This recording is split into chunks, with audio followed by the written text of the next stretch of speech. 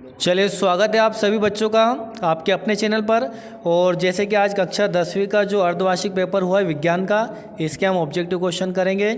ठीक है, चलिए आप लोग मिला लीजिए आपके कितने आंसर सही है और कमेंट्स में बताएं कि आपको कितने नंबर आ रहे हैं। चलिए, पहला प्रश्न देखिए, सही विकल्पों को चुनकर लिखिए। पहला प्रश्न आपका, बिना बुझा हुआ चूना का रासायनिक नाम है तो कैल्शियम ऑक्साइड। और दूसरा प्रश्न आपका, एथेन में कितने संयोजक बंध पाए जाते हैं, तो ये आपका 7 है। मादा लैंगिक अंगों का विकास व मासिक चक्र का नियमन किस हार्मोन्स के द्वारा होता है, ये होता है आपका सावला एस्ट्रोजन। चौथा है, मनुष्य के शरीर में कितने जोड़ी गुणसूत्र पाए जाते हैं, 23 जोड़ी पाए जाते हैं। पांचवा आपका, सौर भट्टियों में सूर्य के प्रकाश को केंद्रित करने के लिए उपयोग किया जाता है, तो उत्तल लेंस का। और छठा, विद्युत धारा का एसआई मात्रक जो होता है आपका बेटा एम्पेयर होता है। ठीक है, बहुत ही अच्छा पेपर आया है और आशा करते हैं कि आप सभी का पेपर अच्छा गया होगा। तो रिक्त स्थान, दूसरा प्रश्न आपका, पहला देखिए, लिटमस विलयन को थैलोफाइटा समूह के लेचिन पौधे से निकाला जाता है। और दूसरा होता है, लोहे के साथ निकलने निकेल व क्रोमियम मिलाने पर हमें स्टेनलेस स्टील प्राप्त होता है। ओके, चलिए तीसरा देखिए, सभी एल्डिहाइड में प्रयोगात्मक समूह का सूत्र CHO होता है। और चौथा है आपका, पादपों में वृद्धि का क्रिया जो होता है साइटोफाइनिल हार्मोन्स द्वारा होता है। ठीक है, चलिए अगला प्रश्न देखिए यहाँ पर, पांचवा, मेंडल को नियम अनुसार FI पीढ़ी में केवल एक ही लक्षण ही प्रदर्शित होता है।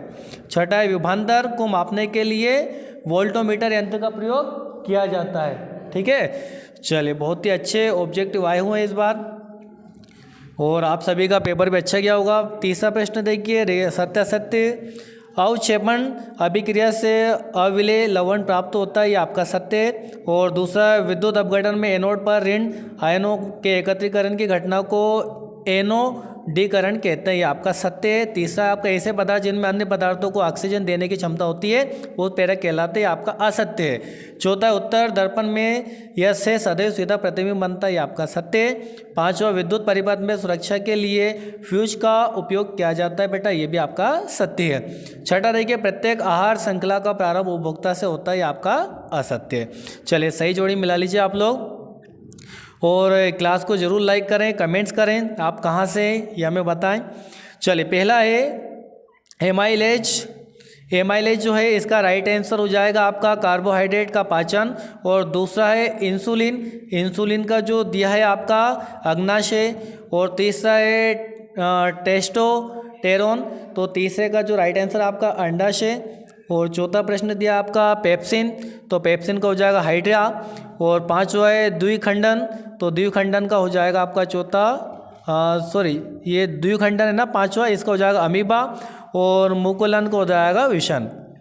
चलिए आपके जोड़ी यहाँ पर कंप्लीट होती है। चलिए आगे बढ़ते हैं। पांचवा प्रश्न आपका, एक शब्द वाक्य में उत्तर दीजिए। ऐसे यौगिक का नाम व सूत्र लिखिए जिसमें क्रिस्टलीकरण के जल 2 अणु होते हैं, ये होता है आपका जिप्सम। और दूसरा प्रश्न दिया, एक्वा रेजिया क्या है, तो ये अम्लराज।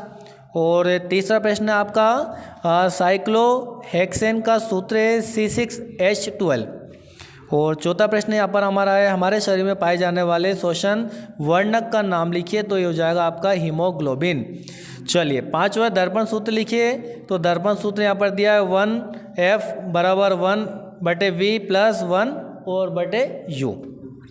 छठा प्रश्न, मानव नेत्र में प्रतिबिंब का निर्माण कहाँ होता है, तो रेटिना में होता है। ठीक है, तो ये यहाँ पर हमने ऑब्जेक्टिव क्वेश्चन करे हुए हैं। आशा करता हूँ आप सभी का पेपर अच्छा गया होगा। आपके गुरुजनों माता पिता का आशीर्वाद आप पर सदा बने रहे और अगले पेपर के लिए आपको सभी को बहुत बहुत शुभकामनाएं।